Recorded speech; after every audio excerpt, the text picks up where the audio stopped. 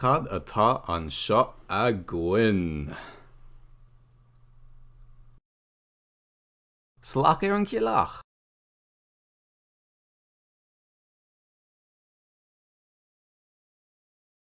Chach an dinosaur.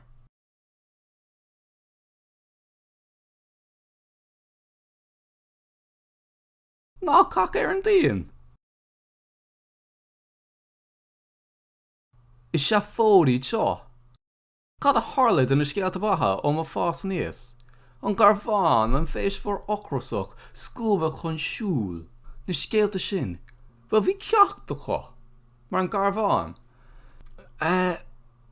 Más bhfuil tú ciallmhar is glic ní cearta a bheith na chánta?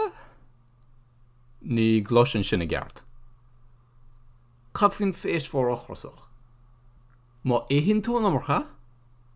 Hagan an ála art. Un scúba chun siúl? Ok, béar nach bhain na scéalta seo rá ruúnach a heile. Ach, is níos fearr ná an chachama seo.